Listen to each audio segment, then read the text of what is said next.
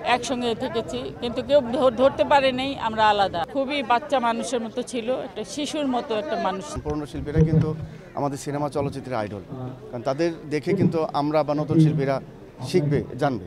আমি নিজেও বুঝতে পারছি না কবে কে চলে যায়। আপা বলেন, মা বলেন, সবই বলেন যে আমাদের গার্জিয়ান ছিল। আমরা আমাদের ঘরোয়া বাইরের দুষ্টামি করতাম। যে আপা আল্লাহ যেন ওনাকে ভেসে নসিব করুক। কেউ বলে না যে ও আলাদা আমি আলাদা। আমরা একসঙ্গে এত কাজ করেছি, অনেক জায়গায় গিয়েছি, পিকনিক থেকে শুরু করে অনুষ্ঠান শুরু করে সব জায়গায় কাজ করেছি, সব জায়গায় একসঙ্গে থেকেছি, কিন্তু কেউ ধরতে পারে নাই আমরা আলাদা, আমরা দুই। তো আজকে দুঃখের সঙ্গে বলতে হচ্ছে যে আমার একটা বোন চলে গেল আমাদেরকে ছেড়ে, আর জীবনেও আসবে না। তবে দেশবাসীর কাছে, আপনাদের সবার কাছে বলবো যে তার জন্য দোয়া করবেন, আল্লাহ পাক যেন তাকে জান্নাতবাসী করে। সে খুবই বাচ্চা মানুষের মতো ছিল, একটা শিশুর মতো একটা মানুষ। হ্যাঁ, একসাথে অনেকগুলো ছবি করেছি, একসাথে ছবিও করেছি। ছবির না করাতেও আরও বেশি মিশেছি আমরা একসঙ্গে। এমনি বলতো নতুন আজকে খেতে যাব, তুমি রেডি থাকো, আমি গাড়ি নিয়ে আসতেছি। এই গাড়ি নিয়ে আসতো, আমরা যেতাম একটু বাইরে ঘুরতে, খেতাম টেতাম একসঙ্গে। অনেক অনেক স্মৃতি, এই স্মৃতি এখন বলার সময় না। এখন ভিতরে একটা অশান্তি, যে আস্তে আস্তে আস্তে আস্তে একজন করে চলে যাচ্ছে, কেমন যেন একটা অদ্ভুত লাগছে আমার কাছে, নিজের কাছে। আমি নিজেও বুঝতে পারছি না কবে কে চলে যায়।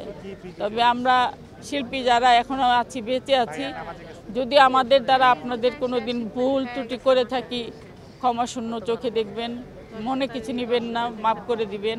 কারণ সবাইকে চলে যেতে হবে। আজকে ও চলে গেছে, আরেকদিন হয়তো আমি চলে যাব, আমাকেও আপনারা মাফ করে দিবেন।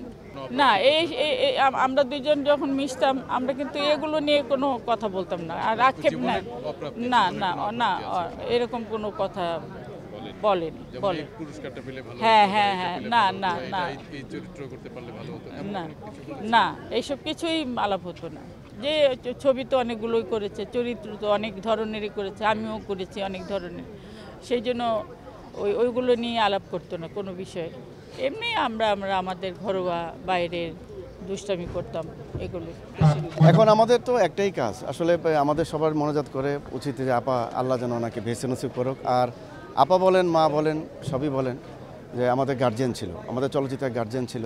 সবসময় প্রতিনিয়ত আপা আমাদেরকে আদরও করতো, আমাকে বা আমাদের সব শিল্পীদেরকে খুব সম্মানও করতো। আমরাও চেষ্টা করতাম আপাকে খুব গভীরভাবে, খুব সুন্দরভাবে সম্মান করার জন্য। স্মৃতি আর কি, আপার সঙ্গে আমার ছোটোবেলায় বেশ ছবি ছিল। এর মধ্যে একটি ছবি ছিল বিধাতা। সে ছোটোবেলায় খুব আদর করতেন আমাকে, খুব স্নেহ করতেন। যখন খাওয়ার সময় তো আমাকে খাওয়াতেন, বলতেন মেহেদি বা খাওয়ার সময়গুলো এসব খাই, এই ধরনের আপা আমাকে অনার করতেন, খুব আদরও করতেন।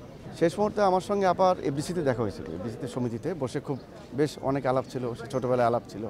আপা কী করতাম আমি, সে ছোটোবেলায় আপা বলতো, এই আর কি।